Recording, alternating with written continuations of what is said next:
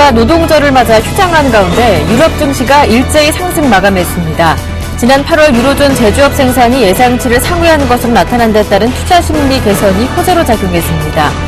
앞서 발표된 중국의 제조업 경기 확대 소식도 긍정적 재료로 활용됐습니다.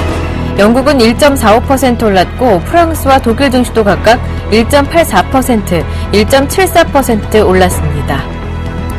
중국의 8월 제조업 구매관리자 지수가 50.1을 기록하며 4개월 만에 확장 국면으로 돌아섰습니다. 이는 전달의 47.7에서 크게 개선된 것으로 지난달 말 발표된 잠정치 50.1과는 동일한 수준을 유지했습니다. 세부적으로는 신규 주문 지수가 50.8로 4개월 만에 최고치를 기록하며 지표 호조를 이끈 반면 신규 수출 지수는 여전히 기준선인 50을 하회하며 수출이 중국 경제가 직면한 가장 큰 장애물임을 재차 확인시켰습니다. 반면 중국의 지난해 GDP 증가율은 종전 7.8%에서 7.7%로 하향 조정됐습니다. 이로 인해 중국의 2012년 GDP는 종전보다 380억 위안 낮은 51조 8,900억 위안을 기록했습니다. 유로존의 제조업 경기가 이탈리아와 스페인에서의 개선에 힘입어 26개월 내 가장 큰 확장세를 보였습니다. 유로존의 8월 제조업 구매관리자 지수 최종치가 51.4를 기록했습니다. 이는 잠정치이자 시장 예상치였던 51.3을 모두 웃도는 것으로 전월에 비해서는 1.1포인트 상승했습니다. 유로존 경제는 지난 2분기에 18개월간의 위축세에서 벗어나 오름세를 나타냈으며 경기 회복세는 모멘텀을 확대하고 있습니다. 다만 유로존은 4년째 재정 위기를 겪으면서 고용 측면에선 여전히 침체를 벗어나지 못하고 있습니다. 영국의 지난 8월 제조업 지수가 전월 대비 2.4포인트 상승한 57.2를 기록하며 2년 6개월 만에 최고치를 기록했습니다. 같은 기간 이탈리아와 스페인이 기존 예상치 대비 더 나은 제조업 확장세를 보인 점과 함께 유로존이 경기 회복 모멘텀을 확보한 신호로 해석됐습니다. 제임스 나이틀리 ING뱅크 이코노미스트는 3분기 국내 총생산은 성장세가 확보해진 것으로 보인다며 이런 모멘텀은 4분기에도 지속될 것이라고 설명했습니다. 이탈리아가 유럽에서 처음으로 파생상품과 단타 매매에 대해 토빈세를 부과합니다. AFP 등 외신 등에 따르면 이탈리아 재무부는 이탈리아 증권시장에서 30초 미만 거래와 주식이나 지수 형태로 거래되는 파생상품에 대해 0.02%의 세금을 부과하기로 했습니다. 이와 함께 납세 대상 금융거래, 납세 의무자 등을 규정한 금융거래세 과세 지침도 발표했습니다. 이에 앞서 유럽연합 집행위원회는 오는 2014년부터 유럽의 금융거래세를 도입하는 방안을 유럽의회에 제출했습니다.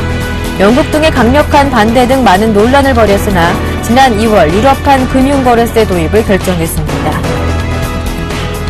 미국 최대 통신업체 버라이즌 커뮤니케이션이 영국 보다폰이 보유한 합작회사 버라이즌 와이어리스의 지분 45%를 1,300억 달러에 인수하기로 합의했다고 확인했습니다. 버라이즌은 인수금은 현금과 주식으로 지불할 것이며 이사회는 발행 주식에 대해 1.5센트가 인상된 분기별 53센트의 배당금을 책정했다고 밝혔습니다. 한편 M&A와 관련해 세계적 신용평가사들은 버라이즌과 보다폰의 신용등급을 일제히 하향 조정했습니다. 무디스가 버라이즌의 장기부채 신용등급을 BBB1으로 하향 조정한 데 이어 S&P는 버라이즌의 신용등급을 A-에서 BBB+로 내려잡았습니다.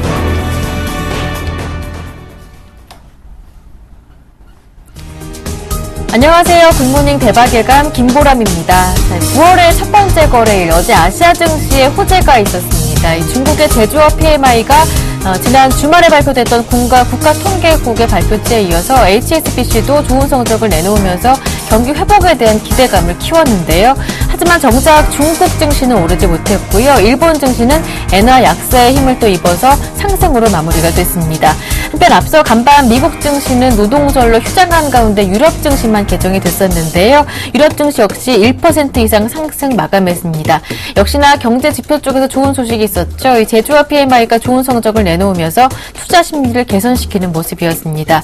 네, 이렇게 시장은 시리아 사태 등 불확실성이 여전한 모습이지만 이보다는 경제 지표 호조 등 경기 회복 쪽으로 조금 더 초점을 맞추는 모습이었는데요. 글로벌 증시 마감과 이슈 자세하게 살펴보겠습니다. 굿모닝 대박예감 1부 지금부터 출발합니다.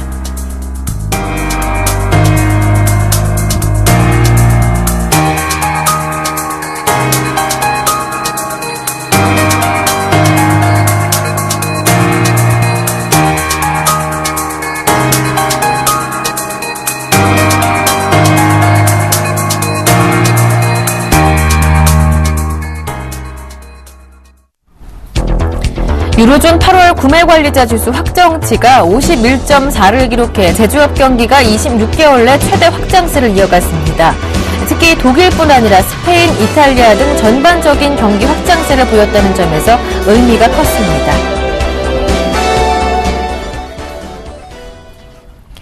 자세한 내용은 레이크쇼어 인베스터스의 이현민 이사님 모시고 이야기 나눠보겠습니다. 안녕하세요. 안녕하십니까. 자, 먼저 앞서 마감된 글로벌 증시 마감부터 정리를 해보겠습니다. 뉴욕 증시는 노동절로 휴장이었고 유럽 증시는 지난 주간 기준으로는 2주 연속으로 하락을 했다가 9월의 첫 번째 거래일이었죠. 1% 이상으로 큰 폭으로 오르면서 마무리가 됐는데요. 그렇습니다. 시리아 문제가 네. 아직 조금 그 불확실성이 남아 있지만 경제 지표 자체가 유로존에서 좋게 발표가 됐습니다. 이 영향으로 노동절로 휴장한 뉴욕 증시는 오늘 지수가 이제 들어와 있지 않은 상태인데요. 유럽 증시가 이런 다른 쪽의 여타 부정적인 뉴스를 잘 감내한 그런 수치가 나왔습니다. 전반적으로 좀 상승세가 돋보인 하루였다고 보겠습니다. 영국의 FTSE 지수 1.45%가 오른 6,506포인트로 마감이 됐고요. 독일의 닥스 지수는 1.74%가 올랐습니다. 8,243포인트로 마감이 됐고, 프랑스의 깍그 40 지수 1.84%가 오른 4,006포인트로 마감이 됐습니다. 이탈리아 MIB 지수도 1.84%가 올랐습니다. 포르투갈 PS 20 지수도 1.66%가 올랐는데요. 다만 그리스 증시가 0.08% 소폭 떨어진 점이 그 특징이라고 보겠습니다. 역시 이제 경제 지표로서 8월 유로존 PMI 지표가 51.4로 발표가 되면서 7월 50.3 대비해서도 지수 상승폭이 탄력적으로 나왔습니다. 이 수치는 26개월 내 최고 수준까지 현재 좋은 수치라고 볼 수가 있겠고요. 그 다음에 어제 오전에 아시아 시장에서 발표가 됐던 중국의 8월 PMI 확정치 HSBC에서 발표하는 수치도 50.1로 예비치와 같은 수치가 나와서 이도 투자 심리를 북돋는데 견인차 역할을 했습니다. 프랑스에서는 BNP 파리바나 스페인에서는 방코 산탄데르 등 금융주들이 좋은 추세가 나왔고, 이탈리아나 스페인 쪽에서는 에너지와 전력주들이 좀 상승세가 좀 나왔습니다. 미국은 이제 노동절로 휴장이라 유가만 전자거래만 허용이 됐고, 대부분 이제 한산한 모습이었는데요. 이 오바마 대통령이 시리아 공습을 위해서 의회 승인을 독려하기 위한 이런 발빠른 현재 행보가 나타나고 있다는 점 덧붙여 말씀을 드립니다. 네, 이렇게 유럽 증시 마감 소식 정리를 해봤고요. 앞서 말씀을 해주셨는데 유로존의 8월 제조업 PMI가 호조세를 보였습니다. 26개월 만에 최고치였는데 이번엔 조금 결과가 조금 달랐던 게 그동안은 독일과 프랑스가 선전을 했었는데 독일과 프랑스는 조금 주춤한 반면 여타 다른 국가들이 고른 회복세를 보였다고요. 그렇죠. 늘 보면 이제 경제 규모로 1, 2, 3, 4위 그 초점이 많이 맞춰져 있는데요. 그 주변 국가들이 많이 좋아지고 있습니다. 우리가 이제 이런 그 지표는 2분기 때 유로존의 경제 성장률이 플러스로 돌아서면서 7분기 만에 플러스로 성장한 데서도 우리가 찾을 수가 있는데요. 독일의 8월 PMI 수치는 51.8로 집계가 됐습니다. 7월은 52였는데요. 소폭 내려왔지만 전체 수치를 보면 경기 확장 기준 50을 웃도는 수치가 계속적으로 현재 나오고 있고요. 전체 유로존의 8월 수치는 51.4로 앞서 말씀드린 대로 전반적으로도 매우 좋은 수치가 나왔습니다. 다만 이제 프랑스의 PMI 수치는 50 밑으로 현재 2개월째 그 횡보세인데요.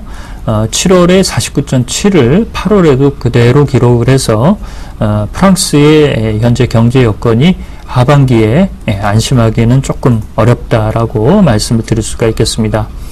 스페인이 상당히 좋았습니다. 8월 PMI가 51.1로 2년 만에 상당 수준까지 올라왔고, 스페인의 실업률도 다소 현재 조금씩 떨어지고 있는 이런 부분입니다. 특히 이제 2분기 때 경제 성장률 수치가 마이너스 0.2를 기록하면서 플러스로 돌아서진 못했지만 하반기 때 좀 기대를 할 수 있는 부분이라고 볼 수가 있겠고요. 이탈리아도 선전을 했습니다. 8월 제조업 구매관리자 지수 51.3으로 스페인보다도 좋게 발표가 됐는데요. 역시 이탈리아도 28개월 만에 좋은 수준으로 현재 수치가 발표된다는 측면에서 보면 경제 규모로 3, 4위권인 이탈리아와 스페인의 좋은 수치가 현재 제조업 구매관리자 지수를 견인하는데 견인차 역할을 했다라고 볼 수가 있겠습니다. 전체적으로 보면 스페인과 이탈리아가 선전을 했고 프랑스는 다소 이제 고민이 좀 있는 상태고요. 독일은 주춤하고 있지만 하반기 때 다시 한번 회복될 수 있는 부분을 기대를 할 수가 있겠습니다. 네. 이탈리아가 토빈세를 부과합니다. 유럽에서는 처음이라고 하던데요. 그렇습니다. 다른 방송에서는 이 중요한 뉴스를 거의 다뤄주지 않는 것 같은데요. 어제부터 이제 토빈세가 이탈리아가 특히 이제 고빈도 매매, 우리 그 투자자 여러분들은 이제 단타 매매하면 바로 알아들으실 것으로 생각이 됩니다. 그리고 파생상품 거래에 전격적으로 0.02% 거래 금액에 부과를 시작을 했습니다. 이 파생상품과 고빈도 매매에 전격적으로 현재 거래에 토빈세를 부과하는 것은 이탈리아가 올해 들어서는 이제 처음이라고 볼 수가 있겠는데요.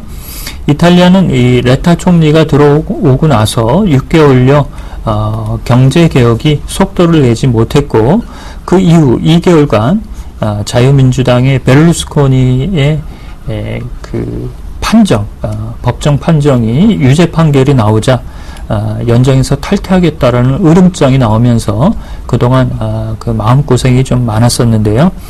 전임 총리였던 마리오 몬티 테크노크라트 기술관료 내각에서 추진했던 이 주택거래세를 폐지를 하도록 레타 총리가 결정이 났습니다. 이러면서 세수 확보에 이제 문제가 생기자 이 그 증시나 파생상품 거래에서 이를 조금 만회하겠다는 입장이라고 볼 수가 있겠습니다. 현재 이제 토빈세는 브라질이 6%를 부과하다가 현재 이제 폐지된 상태고요.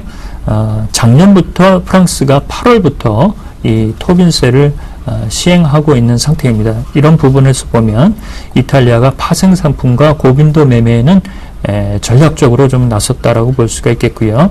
기준 거래 금액의 0.01%가 현재 나와 있는 가이드라인인데요. 이보다 조금 더 올렸습니다. 이탈리아는 0.02%를 부과키로 했습니다. 현재 유로존은 올해 들어서 작년에 대비해서 증시의 거래 대금은 14%가 늘어난 수치입니다. 그렇지만 이탈리아는 경기 침체로 인해서 증시에서 매매 대금이 다소 좀 줄어든 상태인데요. 전체적으로 보면 유로존의 토빈세 거래를 통해서 약 200억 유로, 처음 이것이 이제 가이드라인이 나왔을 때는 300억 유로까지도 봤었는데요. 이보다는 좀 떨어진 상태입니다. 따라서 내년부터 11개국, 현재 크로아티아까지 포함을 하면 18개국인데요. 이 중에서 11개국이 내년부터 도입을 예정키로 현재 되어 있습니다. 한편 중국 증권 당국은 18년 만에 이 채권 선물 거래를 허용한다고 했는데 이 내용 이어서 한번 짚어보겠습니다. 그렇습니다. 너무 오래된 일이라서요. 네. 저는 채권 선물 거래가 중지되고 있는지도 이번에 다시 한번 환기가 됐습니다. 네. 그동안 채권 선물 거래가 중단이 됐었는데요. 거슬러 올라가면 92년에 채권 선물 거래가 중국 시장에서 거래가 되다가 이 가격 조작 그 내용이 좀 불거지면서 3년 만에 중단이 됐습니다. 그 이후에 이렇다 할 그 관계 당국의 그 조치가 없어지면서 이 내용이 크게 묻히는 상황이 됐었는데요. 어제 이제 채권 시장의 채권 선물 거래를 다시 재개한다는 증권감독위원회의 발표가 있었습니다. 이번 주 6일부터 이제 재개하는 것으로 현재 발표가 되어 있고요. 5년 선물, 국채 선물부터 현재 재개키로 발표가 됐습니다. 국채 선물 거래의 기준은 거래 직전일 종가의 상하 2%, 하루 변동폭은 3%로 현재 제한된다라고 현재 고시를 통해서 발표가 되고 있는데요. 그동안 국채 선물 거래가 많은 기간 동안, 많은 시간 동안 중단이 됐기 때문에 투자자들의 기억에서는 이미 이 불협화음은 지워준 것으로 볼 수가 있겠습니다. 따라서 현재 중국의 인민은행이 가져가려는 금리 자유화 이런 부분에서는 시장에 툴을 하나 더 공급할 수 있는 이런 부분으로 평가할 수가 있겠습니다. 네, 이제 일본 정부는 후쿠시마 원전 오염수에 대한 종합 대책을 정부 차원에서 발표한다고 하는데, 하지만 아직까지 여론은 냉담하다고 하더라고요. 그렇습니다. 아베노믹스의 아킬레스건은 후쿠시마 원전을 잘 봉합해낼 수 있느냐, 이 부분도 하반기에 좀 크게 작용이 될 것으로 보이는데요. 오늘 정부 차원에서 수습 대책을 마련한다라고 어제 예고가 나왔습니다. 스가 요시히데 관방장관이 후쿠시마 제1원전 오염처리 시설을 증설하겠다라고 얘기를 하고 있는데요. 현재 주무 부서인 도쿄전력이 사고 수습 경험이 없기 때문에 이 능력이 현재로서는 좀 기대하기가 좀 어렵다라고 볼 수가 있겠고, 이 원전 사고가 터진 지 2년이 지났지만 이렇다 할 정부 차원의 감독과 감독 부실이 계속적으로 나오고 있다는 측면에서 보면 일본의 방관자적 입장은 다소 의외라고 볼 수가 있겠습니다. 현재 후쿠시마 제1원전 오염뿐만 아니라 제2원전 오염수도 일부가 바다로 흘러간 것이 아니냐라는 의혹이 현재 일고 있는데요. 정부가 늦었지만 잘 이를 처리해 줄 것으로 현재 기대를 하고 있고요. 다만 이제 알맹이가 없는 대책이 나온다고 한다면 투자자들의 실망이 좀 커질 것으로 보입니다.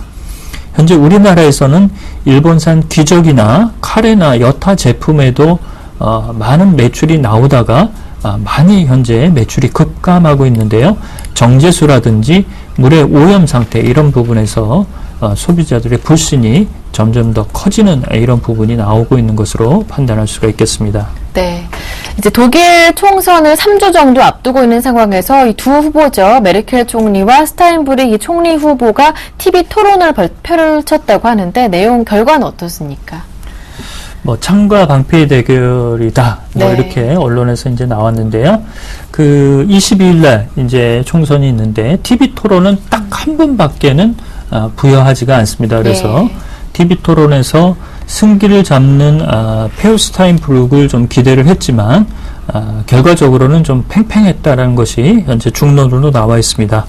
공영방송 ARD, 독일의 ARD는 페우스타인브룩이 조금 더 낫다라고 얘기를 했지만 또 다른 공영방송인 JDF는 메르켈 총리가 잘했다는 여론조사가 좀 높게 나왔고요. 독일의 일간지 한셀블라트는 후보가 장점을 잘 살린 토론이었다라고 무승부로 얘기를 하고 있습니다. 현재 3인당과 야당연합이 현재 연정인 기독민주당과 자유당, 기독사회당보다는 9%에서 10% 정도 지지율이 현재 떨어지는 것으로 나와 있는데요. 약 이제 한 20일가량이 채 못 남은 이런 시점입니다. 따라서 메르켈 총리에게 일단 악재만 불거지지가 않는다면 9월 20일 날 총선에서 메르켈 총리가 다시 한번 승기를 잡을 수 있을 것으로 전망하에 들을 수가 있겠습니다. 네. 글로벌 이슈 진단 오늘 순서는 여기에서 마무리하겠습니다. 지금까지 레이크쇼어 인베스터스의 이현민 이사님과 함께했습니다. 고맙습니다.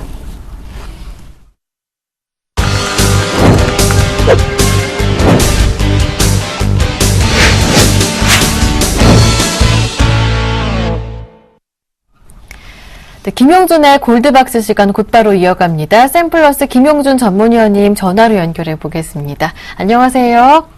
예, 안녕하세요. 네, 어제 9월의 첫 번째 거래일이었는데요. 잘 가던 코스피가 쉬는 사이에 코스닥이 조금 선전을 해주는 모습이었습니다. 어제 이 시간에 미리 말씀해 주셨던 것처럼 삼성전자, 현대차는 좀 쉬어가는 모습을 보여줬는데요.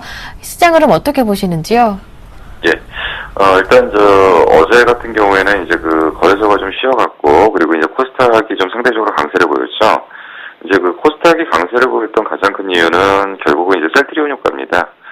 셀트리온이 이제 그 장을 상당히 이제 그 혼란스럽게 만드는데요. 하루는 하한가 들어갔다가 하루는 상한가 들어갔다 그러면서 굉장히 그 지수의 그 변동폭을 크게 만드는 부분입니다. 거래소 같은 경우에는 일단은 그 전일 120일 이동평균선을 상향 돌파하고서 약간의 이제 오버슈팅 구간에서 좀 쉬어가는 듯한 모습을 좀 보이는데 어제 하루 진폭이 크지는 않았다라고 일단 볼 수가 있고요. 장중에 굉장히 등락을 좀 반복하고 있다라는 부분에서는 아직까지는 충분히 시장의 에너지는 좀 남아있다라고 일단 볼 수가 있습니다. 전에 이제 말씀드렸던 것처럼 지금 장에서는 이제 삼성전자하고 현대차가 더 간다라고 한다면 이 장은 상당히 좀 왜곡될 가능성이 좀 있다라고 좀 말씀드렸고요. 그에 따라서 전일은 삼성전자와 현대차가 좀 조정을 받았습니다. 현대차 같은 경우에는 악재로 받아들여야 될지 어떨지는 좀 모르겠지만 결국은 이제 세무조사가 이제 전면적으로 시행되는데 이게 어떤 특정 기업을 노리고서 이제 그 세무조사가 들어가는 것이 아니라 보통은 이제 국내 기업은 오전에 한 번씩 이제 세무조사가 진행되는데 6년 만에 진행되는 거니까 정기 세무조사를 일단 보여지기는 한다. 그렇지만 어차피 세무조사가 진행이 되면은 세금 부과는 피할 수가 없는 부분이고요. 그리고 아직까지도 지금 그 현대차 내부에서는 이제 그 노조의 문제들이 좀 남아있기 때문에 이런 부분들이 어제 이제 전체적으로 부담 요소로 좀 작용을 했던 것 같고요. 삼성전자 역시도 최근 상승폭에 대한 부담을 좀 느꼈던 그런 부분이라고 일단 보여집니다. 그러면서 어제 이제 말씀드렸던 게 뭐냐면 일단은 그 주변주나 소외주 쪽으로 반등이 나타나야 되는데 여기서 좀 체크를 하셔야 될 게 외국인의 수급이 소외주나 반등주 쪽으로 확산되느냐 여부를 좀 보셔야 된다고 했는데 어제 분명히 일부 종목에 대해서 반등은 나타나고 있는 모습은 보였지만은 외국인의 매수가 확산되는 그런 분위기는 아니기 때문에 외국인들이 결국 지금 종목을 좀 확산해서 크게 넓혀가는 그런 부분은 아니라고 보기 때문에 아직도 슬림한 차별화 현상은 지속된다라고 일단 볼 수가 있습니다. 다만 지금 장의 흐름은 어쨌든 대형주는 쉬어가면서 중소형주 역시도 강세를 보이는 이러한 패턴들을 좀 보이고 있다라고 볼 수가 있습니다. 또한 이제 선물의 매수 강도는 계속 유지가 되고 있다는 것은 일단은 외국인들이 아직은 이 장에 대해서 손을 놓지 않고 있다라고 볼 수가 있는 거고요. 다만 이제 현물의 매수 강도는 조금씩 약화되고 있기 때문에 속도 조절은 분명히 이어지고 있다라고 일단 볼 수가 있을 것 같습니다. 현재 장에 대한 특징을 좀 간략하게 좀 다시 한번 좀 정리를 해보도록 하겠습니다. 전일 그 거래량이 좀 급감을 했습니다. 거래량이 급감을 했던 거는 결국은 무슨 얘기냐면 관망 분위기가 좀 팽배하고 있다라고 일단 볼 수가 있습니다. 그래서 지금 거래를 많이 안 하고 있다는 것은 결국 이 시장에 대한 확신이 없다는 거고요. 대부분의 투자 주체별 매매 동향들이 결국은 현 장세를 조금 더 지켜보겠다는 얘기입니다. 결국 이번 주에 가장 중요한 이제 경제 지표가 좀 남아 있는데요. 이번 주에 가장 중요한 경제 지표가 결국은 앞에서 이제 경제 지표들은 긍정적으로 나오고 있는데 이번에 가장 중요한 지표들은 미국의 고용 지표가 6일날 발표되는데 그 부분이 이제 어떻게 되는지를 좀 보고 싶어하는 부분들이 좀 있고요. 전일 같은 경우 미국장이 좀 쉬어가는 분위기이기 때문에 결국 관망 분위기도 조금 더 나타났다고 일단 볼 수가 있습니다. 거래소 기준으로 평균적으로 한 4억 주 정도의 거래량이 나타나고 있는데 전일 같은 경우 2억 4천만 주 거래가 굉장히 지금 감소하고 있는 상태고요. 코스닥 같은 경우에도 평균적으로 한 5억 주 정도의 거래량이 나타나고 있는데 전일 같은 경우 3억 주 정도. 그렇기 때문에 지금 굉장히 지금 거래 위축 현상 그리고 거래 감소 현상은 시장에서 관망 분위기를 대변해주는 그런 분위기라고 일단 볼 수가 있습니다. 또한 이제 시가총액 상위 종목에서 외국인의 매수는 유지되고 있다. 그리고 선물의 매수 규모도 유지가 되고 있다. 이 부분은 일단은 긍정적으로 일단 볼 수가 있습니다. 다만 지금 이제 계속적으로 강조드리지만 결국 이 부분이 전체적으로 시장을 위쪽으로 끌고 가려고 하는 외국인들의 매매 방향이 아니라 선물 옵션은 만기에 연계된 외국인의 어떤 한모니의 어떤 방향들이 아닌가 좀 생각이 들기 때문에 이 부분이 조금 향후 선물 옵션 만기 이후에 방향성에 대해서는 좀 부담스럽지 않은가 좀 생각이 듭니다. 다만 이제 이러한 공백들을 지금 이제 전일 같은 경우에는 중소형주 종목의 상승 종목이 확산되면서 메꿔줬다라는 거. 그리고 소외주가 반등이 나타났다는 것은 여기서는 이제 지금까지 어떤 대형주 장세의 추세적 상승을 이끌기 어렵기 때문에 결국은 종목 장세로 전환되는 징후를 발견할 수 있다는 점에서는 시장의 어떤 지금 대안을 찾고 있다라고 지금 볼 수가 있습니다. 그래서 이제 오늘 매매 전략들을 좀 정리를 해보도록 하겠습니다. 지금 분명한 것은 지금 거래소 같은 경우에는 추가적으로 상승을 한다고 해도 제한적일 거고요. 조정을 받는다고 해도 조정의 폭은 굉장히 단기적으로는 제한적일 거다. 그래서 이제 올라간다라고 하면 계속적으로 말씀드렸던 게 1940에서 1960포인트 정도로 좀 보셔야 된다라고 말씀드렸고요. 그리고 지지를 받는다라고 하면 1900포인트가 지지가 나오는지를 좀 보셔야 됩니다. 그래서 한 단계 정도의 추가적인 상승 여력은 분명히 있다라고 일단 볼 수가 있지만 여기서 대형주를 추격 매수해서 초과 수익을 내기는 좀 어려울 것 같고요. 분명히 대형 거래소 내에서도 그동안 올라오지 못한 소외주 쪽으로 매매의 좀 방향을 좀 잡으셔야 될 거라고 일단 보여집니다. 코스닥 지수는 결국 셀트리온이 방향성을 결정할 것 같은데요. 셀트리온이 이틀 연속 하한가에 전일 같은 경우 상한가로 진입했기 때문에 일단은 셀트리온이 어떻게 되느냐라는 얘기보다는 결국은 코스닥 지수 전체적으로 여기서 추가적인 하락은 굉장히 제한될 걸로 일단 보여집니다. 그리고 이제 전일 코스닥 지수가 5일선과 11선을 상향 돌파했기 때문에 어느 정도 지금 하단은 좀 나왔다라고 일단 볼 수가 있기 때문에 코스닥은 추가 상승 쪽에 좀 방향을 좀 맞춰야 된다. 그렇다고 한다면 결국은 지금 이제 종목별 수익률 게임은 진행되고 있다라고 일단 볼 수가 있습니다. 그래서 지금 장은 어떻게 진행될 것 같냐면 전 종목이 동반 상승을 할 걸로 일단 보여집니다. 전 종목이 동반 상승을 하는데 이것은 동반 상승을 하는 이유는 뭐냐면 낙폭에 따른 기술적 반등이지 이쪽이 추세적인 반등으로 이어지는 건 아니라고 일단 보여집니다. 그래서 아마도 주말에서 주초까지는 전 종목의 동반 상승이 이어지다가 반등 마무리 구점에서 추세 상승하는 종목과 추세 이탈하는 종목을 분리를 해내셔야 됩니다. 그래서 같이 반등을 하다가 멈추고 다른 쪽이 상승하는 쪽을 찾아내셔서 결국은 추세 상승하는 쪽으로 종목을 선택과 집중으로 좀 밀어주셔야 되는 그런 패턴으로 현재 장세를 대응하시면 되겠습니다. 제가 준비한 수는 오늘 여기까지입니다. 네, 결국 다음 주 초 이후에 추세적인 상승으로 이어질 수 있는 종목들을 찾아내시는 게 중요하다라는 말씀까지 한번 정리를 해볼 수 있겠습니다. 네, 지금까지 샘플러스 김용준 전문위원과 함께했습니다. 고맙습니다. 네, 감사합니다.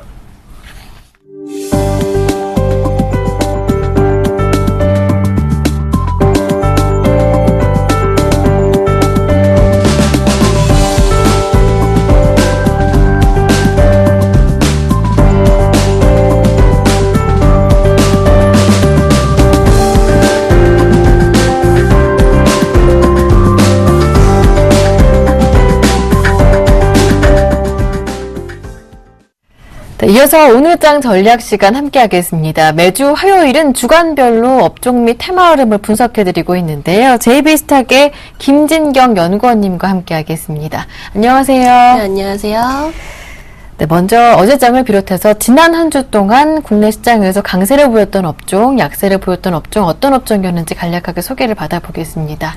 네, 일단 지난주에 강세를 보였던 업종 중에서 유제품주 가중 우유값 인상 소식이 전해졌고요. 건설주는 이제 정부의 8월 28일 전월세 대책 발표가 되었습니다. 그리고 방산주의 경우 이제 미국의 시리아 군사 개입 가능성이 전해졌고 2차 전지주 전기차 시장 확대에 따른 기대감, 그리고 안철수 테마주의 경우 이제 안철수 의원이 정치활동 본격화 소식, 그리고 엔터주는 하반기 실적 기대감으로 좀 반등을 했고요. 약세 업종 중에서 이제 STX 그룹주의 경우 이제 개인 채권자 파산 신청이 되었고요. 그리고 증권주는 이제 증시 약세 하락, 그리고 교육주는 정부의 공교육 강화와 카지노주의 같은 경우는 이제 레저세 부과 논란과 모바일 게임주는 실적 부진이 좀 약세의 원인이 되었습니다. 네, 강세 업종부터 보다 자세하게 진단을 해보겠습니다. 향후 전망은 어떻게 보시는지, 그렇다면 대응 전략은 어떻게 세워봐야 할지 궁금한데요. 일단 유제품주 같은 경우는 좀 정부에서 물가 안정을 위해서 그 제품 가격이 우유가 인상을 시작으로 좀 풀릴 것이다라는 기대감이 작용하였습니다. 아무래도 그 서울 우유와 좀 대형 마트들은 이미 우유값 인상을 좀 합의를 하였고요.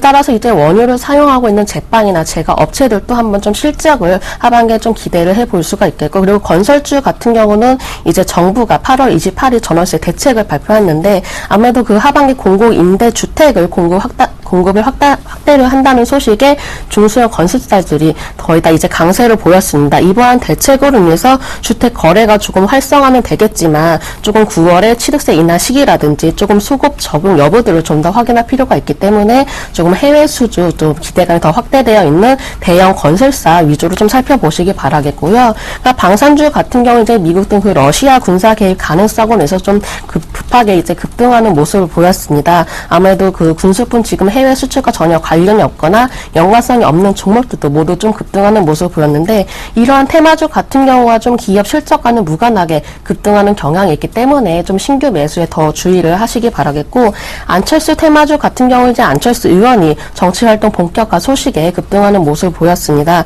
하지만 이제 하루 만에 차익 실현 매물이 좀 쏟아져 나왔는데 이런 정치 테마주 같은 경우는 과거에도 워낙에 이슈에 따라서 급등락하는 모습을 보였기 때문에 항상 매수에 주의를 하시기 바랍니다. 네.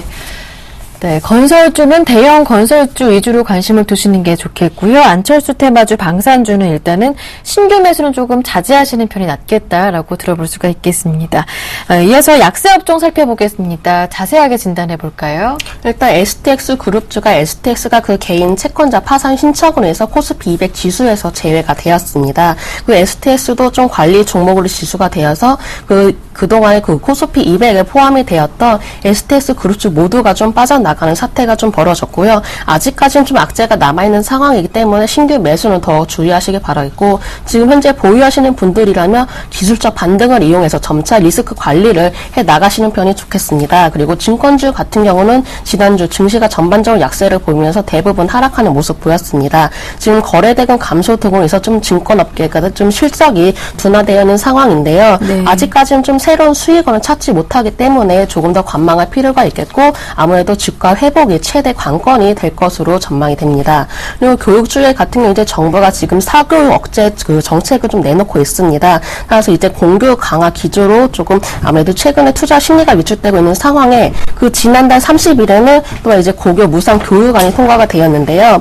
최근에 이제 교육주들이 이러한 사업 환경을 해서 신사업을 좀 강화해 나가고 있기 때문에 신사업 매출이 더욱더 지속될 수 있는 종목으로 한번 살펴보시기 바라겠고 카지노주 같은 경우는 지금 레저세 부과 논란으로 약세가 일어나고 있습니다. 지금 레저세 부과를 위한 그 지방세법 개정안이 오는 9월에 좀 정기 국회에 제출될 예정인데요. 만약에 도입이 된다면 영업이익 감소가 좀 불가피할 것 예정이 되기 때문에 아무래도 당분간의 주가가 약세 흐름을 보일 것으로 전망이 됩니다. 네, 이렇게 해서 지난 한 주간 강세 업종과 약세 업종을 모두 정리해봤고요. 그렇다면 연구원님은 이제 앞으로 한 주간 시장의 강세 업종은 어느 쪽일지, 투자해볼 만한 쪽은 어느 쪽일지 한번 정리해서 들어보겠습니다. 예, 저는 이번 주 디스플레이주, 자동차 부품주, 통신주 살펴보시기 바랍니다. 디스플레이주 같은 경우에 좀 하반기에 그 스마트폰이나 태블릿 PC 신제품이 좀 모두 집중이 되어 있기 때문에 한번 패널 수요 증가에 대한 기대감이 작용될 것으로 전망이 되고요. 또한 연말에는 이제 블랙 프라이데이로 인해서 조금 TV 패널 주문도 좀 증가할 것으로 전망이 돼서 아무래도 실적 개선에 대한 기대감을 해서 주가 흐름도 한번 기대를 해볼 수가 있겠습니다. 자동차 부품주에 같은 경우 지금 미국의 경기 회복을 해서 지금 완성차 업체들이 판매량을 좀 더 늘려나가고 있습니다. 지금 중국 경기도 살아나고 있기 때문에 현대차의 경우에는 조금 중국의 생산이 더욱더 확대해 나가고 있고요.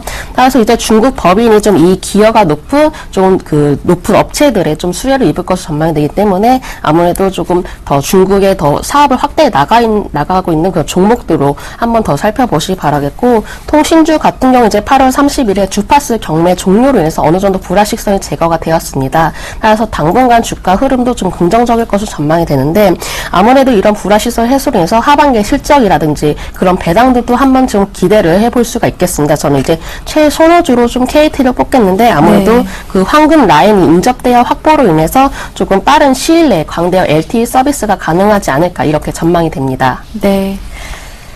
지난주까지는 IT, 자동차, 이 시가총액 상위 종목들이 많이 올랐다면 이번 주에 좀 공략해볼 만한 종목으로는 디스플레이주 그리고 자동차 부품주 쪽으로 말씀을 해주셨고요. 통신주 가운데서는 KT 최선호주로 말씀해 주셨습니다. 지금까지 JB스타의 김진경 연구원님과 함께했습니다. 고맙습니다. 네, 감사합니다.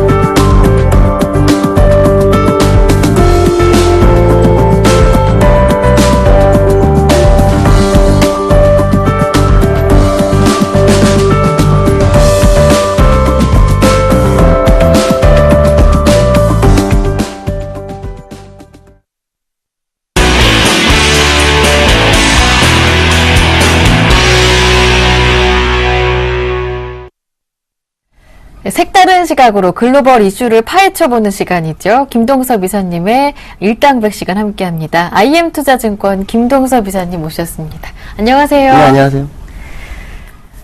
네, 일당백 그 첫 번째 라운드 지금 바로 출발할까요?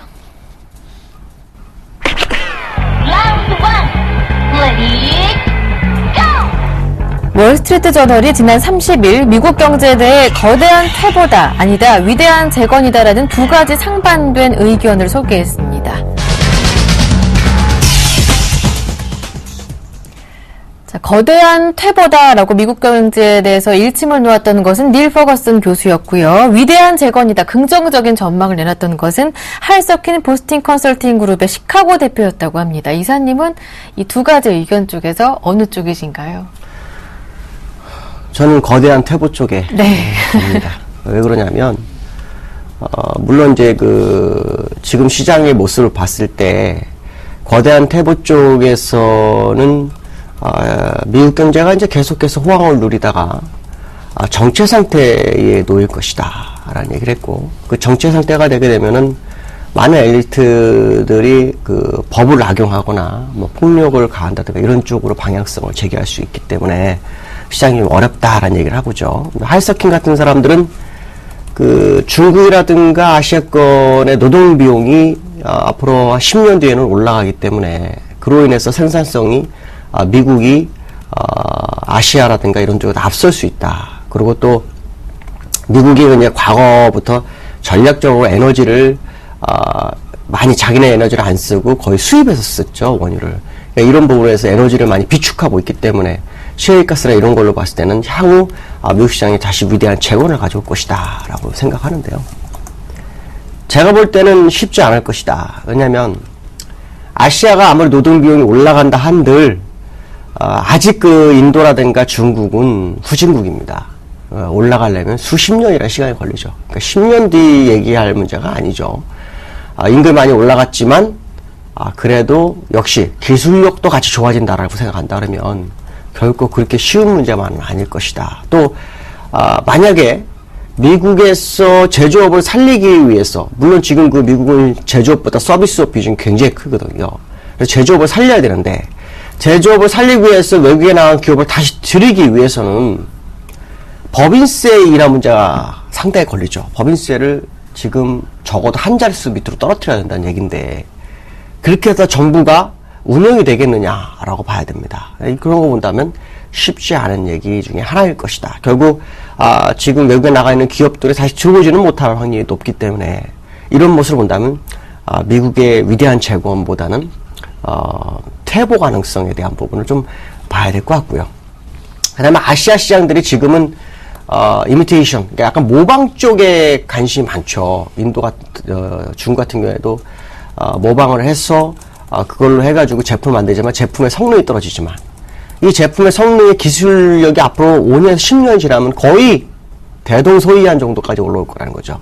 그런 상황이 발생한다 그러면 굳이 그 기업을 다시 옮겨갈 이유는 전혀 없다는 거죠. 오히려 미국보다 임금이 더 싼 상태에서의 움직임, 현재 상태에서 또 그것을 중국 내 시장에다가 막 유포하는 모습이라든가 그 자체 공장에 있는 시장으로 많이 물건을 내보낸다 그러면 결국 그 기업들은 미국을 가지 못할 겁니다. 그러니까 이런 부분을 본다면 미국은 제조업을 밖으로 내보낸 것으로 인해서 상당히 어려움을 겪을 수 있다라고 보여주고 있고요.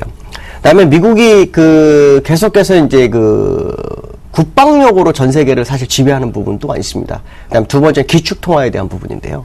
이 국방력도 중국이라든가 러시아라든가 이런 쪽에서 상당히 좀 더 성장할 가능성에 대한 부분이 있기 때문에 미국이 계속해서 주장할 수 있는 부분은 전혀 아닐 것이다라는 부분을 좀 생각해 본다면 미국의 패권이 이제 예전에 유로존에서 미국으로 넘어가고 미국에서 다시 아시아로 넘어올 확률을 좀 열어두고 본다면 지금 할서킨 얘기한 그런 얘기들은 오히려 10년 뒤에는 그렇지 않을 수 있다라는 생각을 한번 해봐야 될 것 같고요. 제가 볼 때는 미국이 쇠퇴의 순간으로 간다라고 보고 있습니다. 특히 이번에 양적 완화 축소를 하더라도 이전에 양적 완화 돈을 너무 많이 풀어서 경제를 회복시키는 그런 과정에 있지만 그 경제가 완벽하게 회복되지 못한다라는 모습이 나오고 있다면 위기가 한번 닥쳤을 때 미국은 무너질 수밖에 없다라고 판단했을 때 아마도 10년 뒤에는 미국의 퇴보가 한번 시장에는 큰 화두가 될 것이다 라고 보고 있습니다. 네. 미국은 이제 성장 동력이 멈춰버린 상태다. 이제 패권이 유로존에서 미국으로 넘어왔다면 앞으로는 10년 뒤에 미국에서 다시 아시아 쪽으로 넘어가게 되지 않을까. 그러니까 첫 번째 라운드 이사님은 거대한 퇴보, 닐 퍼거슨 하버드대 교수의 의견 쪽에 손을 들어주셨습니다. 이어서 두 번째 라운드 출발합니다.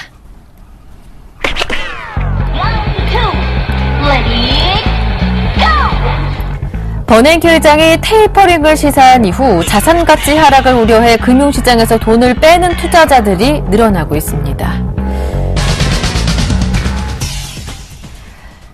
네, 현금화 행렬이 이미 시작이 됐죠. 이러한 행렬 때문에 이 흐름이 채권시장, 주식시장에 이미 타격을 주고 있는 상황인데요. 어떻게 보시는지요? 미국이 6월 달까지는 지금 자금이 많이 유입이 됐고요. 예.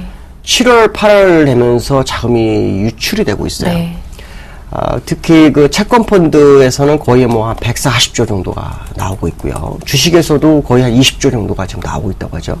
문제는 이 주식에서나 채권 나온 돈이 80% 이상이 현금화되어 있다라는 거죠. 그리고 난 다음에 나머지는 뭐 유로존 쪽으로, 그 다음에 아시아에서 몇 개국으로 움직이고 있다는 거죠.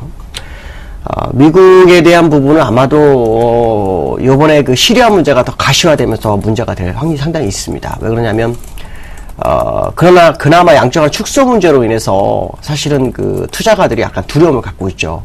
왜냐하면 양적완 축소 시점과 부채 상환 문제가 겹치면서 2011년도에 폭락을 경험했던 사람들이 이번에도 그 폭락을 올까봐 두려워해서 학습 효과에 의해서 미리 현금을 뺀 그런 상황인데, 시리아 문제가 당장 진행이 되지 않고 오히려 정치권 논쟁으로 해서 한 5주에서 6주를 더 끌어갈 수 있는 상황이 발생했기 때문에 투자가들은 이 자본을 뺄 수밖에 없는 아주 불안감이 있죠. 근데 이거는 이제 어떻게 보면 한편으로 보면 미국의 정체는 다른 나라한테는 기회다라는 생각을 할 수 있습니다. 아니 미국이 정체인데 왜 다른 나라의 기회일까라는 생각하겠지만, 이때까지 2008년도 이후의 모습을 보면 한동안은 같이 움직이는 모습이 보였지만 한 1, 2년 전부터는 미국만 움직이고 다른 나라는 거의 정체 상태에 있었습니다. 그러니까 선진국으로 자본이 다 몰려가서 미국 시장만 공략하는 그런 상황이 발생했었다는 거죠. 근데 미국에 만약 정체되어 있다면 그 자금이 결코 현금으로 있지 않다는 거죠. 결국 투자 쪽으로 움직일 수밖에 없다. 그럼 거기서 가장 상대적으로 강세장을 선별할 건데, 그게 일단 유로존 쪽인 것 같습니다. 유로존 쪽에서 어저께도 한 1.8% 상승을 하는 모습이 보였기 때문에 유로존이나, 그 다음에 아시아에서는 이제 또 아시아 신흥국 위기에 대해서 뭐 IMF라든가 IBR들이나 세계은행 이런 데서 전부 다 위기 조장을 하고 있죠. 그 중에서 아시아에서 경상주의 흑자국만 다시 선별하는 그런 상황이 발생했기 때문에 아마도 차별화 장세가 실행이 될 것이다. 그리고 미국의 자금 이탈이 글로벌에서 몇 개국이나 몇 개 지역에 한정된 흐름으로 가져갈 거라고 본다면, 미국의 자금 이탈이 미국으로서는 잠깐 정체되는 상황이 될 수 있으나 주변 국가로서는 호재가 되지 않겠느냐라는 부분 생각해야 될 것 같고요. 그에 일환으로 어저께 환율 부분이 아주 중요했죠. 어저께 9원 이상이 빠지면서 우리나라도 추세가 무너지는 그런 상황이 발생한다면 우리나라도 자본이 상당히 유입이 되고 있다라고 봐야 될 것 같습니다. 네. 이제 미국에서 7, 8월부터 자금 유출되는 현금화되는 흐름이 나타나고 있는데요. 이 현금이 어디로 투자 자금으로 몰릴 것이냐가 이제 문제입니다. 그런데 이제 자금이 유럽과 아시아 몇 개국으로 선별적으로 들어오고 있는데, 이제 미국이 정체를 보인다면 그렇기 때문에 다른 국가들은 기회가 될 수 있을 것이다 보시면서 한국 증시에도 외국인의 투자 자금이 몰릴 수 있지 않을까 긍정적인 전망까지 내주셨습니다. 마지막이죠. 세 번째 라운드 바로 출발합니다.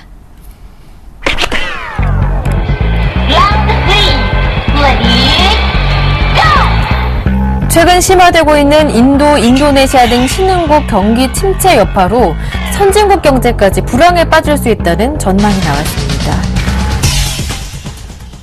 네, 소시에테 제네랄의 엘버트 에드워드라는 전략가의 주장이었는데요. 일단 이사님의 주장은 신흥국 위기는 아니다라는 주장이셨는데, 이 선진국으로 역으로 타격을 줄 수 있다라는 주장에는 어떻게 생각하시는지요?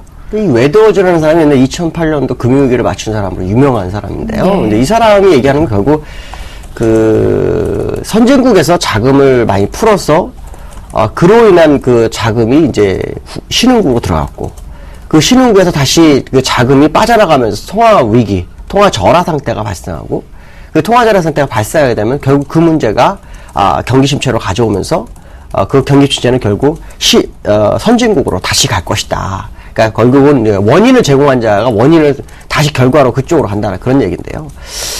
제가 볼 때 신흥국 위기 저는 그렇게 크게 보지 않습니다. 왜 그러냐면 신흥국 위기가 사실 지금 얘기가 나오고 있지만 과거의 아시아 금융위기라든가 2008년도 금융위기 때 겪었던 것 중에 하나가 뭐냐면 달러의 부족이라든가 펀더멘트, 기초 체력의 부족이 원인이었다는 것을 누구나 경제학자가 다 알고 있다는 거죠. 그거에 대해 대비가 상당히 많이 돼 있어서 신흥국에도 웬만한 데에는 외환 보유고가 엄청나게 많습니다. 인도도 마찬가지고 우리나라도 거의 뭐 3,200불 정도까지 있죠. IMF 때 우리나라가 단기성 외채 때문에 그 외환 보유가 바닥이 나면서 시장에서 우리나라가 위기가 왔었던 그런 모습들을 벌써 통계적으로 다 알고 있다는 거죠. 그래서 결국에서는 그 신흥국의 위기가 올 것이냐에 대해 본다면 제가 볼 때는 위기는 아마 크게 오진 않을 것이다. 결국 잘 회복할 것이라고 보여주고 있고 이것이 선진국으로 전이 뭐 이런 상황은 아닐 것이다라고 판단하고 있고요. 아마도 너무 큰 우려로 아마 이런 생각을 하는 것 같은데 제가 볼 때는 잘 비껴나갈 것이다. 그러나 나중에 가서는 문제가 되겠지만 현재로서 뭐 단기적으로 한 뭐 1, 2년 사이에 뭐 큰 문제는 없을 것이다라고 판단하고 있습니다. 네. 역시나 오늘도 신흥국 위기 아니다 강조해 주셨고요. 선진국으로의 역타격도 향후 1, 2년 사이에는 벌어질 수 없는 일이다. 이렇게 일축해 주셨습니다. 마지막 라운드까지 함께 했는데요. 지금까지 IM투자증권의 김동섭 이사님과 함께 했습니다. 말씀 잘 들었습니다. 고맙습니다. 네, 감사합니다.